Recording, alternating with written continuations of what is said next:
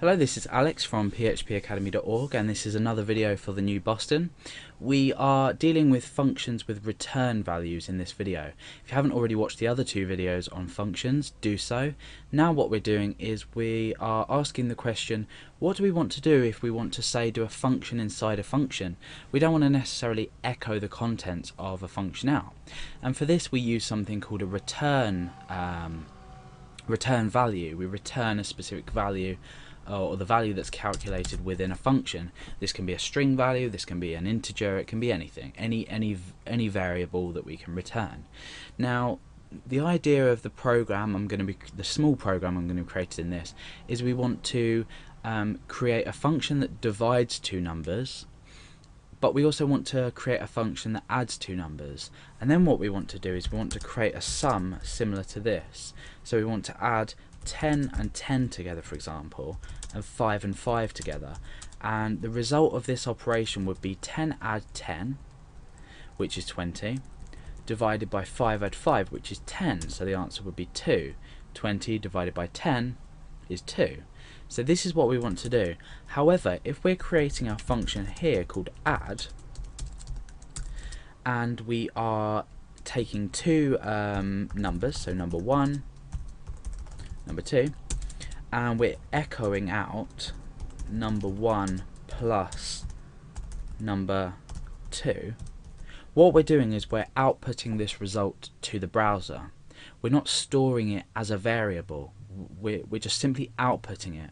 Now we could say create something like result equals, and then we could say echo result. However, we're not really changing how the code works. All we're doing is making it longer for ourselves. So what we really want to do is we want to be storing a result, but then instead of echoing it, we want to be returning the result.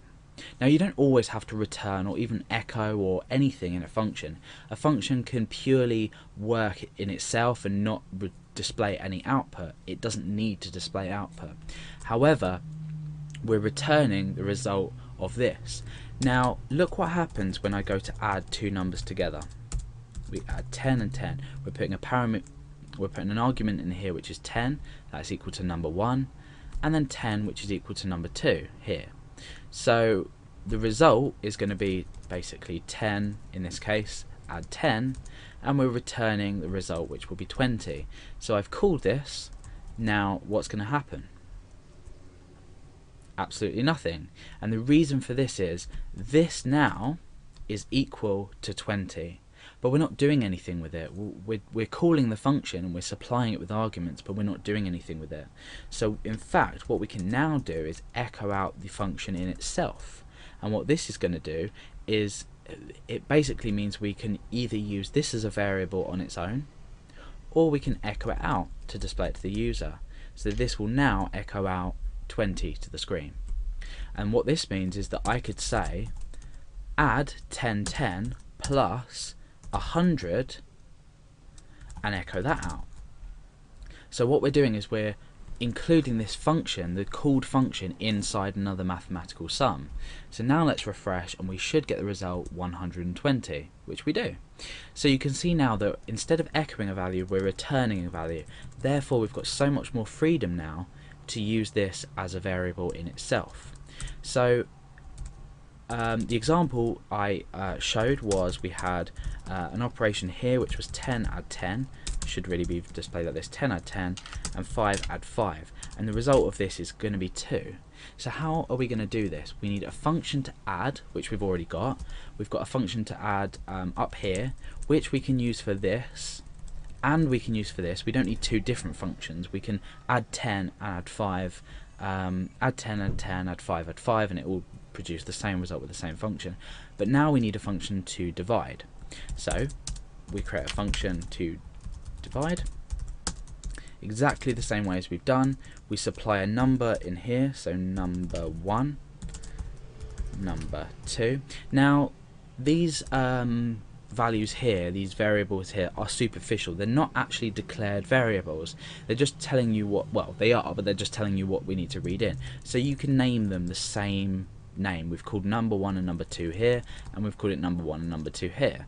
So we can do exactly the same thing. Result equals number 1 divided by number 2, and then we return the result. Okay, so now let's run this program to make sure we don't have any errors, which I don't think we will do. No. Now we need to take the original sum that I wanted to achieve, and we need to put it into practice with just these two functions. And it's simple.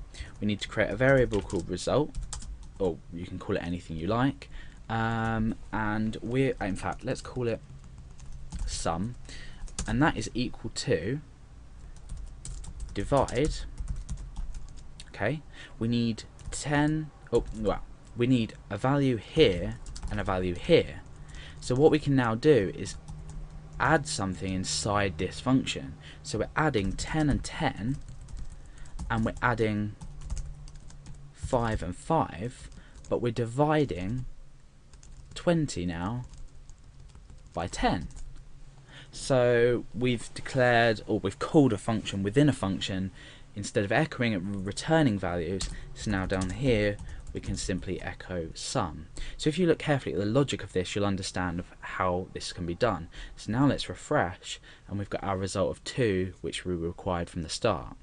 So this is basically how to return a value in a function, and you can see how useful it is. Instead of just echoing something out or just performing an operation, we're actually returning something for the user, or for us to use as the variable as a whole, rather than just a function to echo out the result of what we've done inside the function.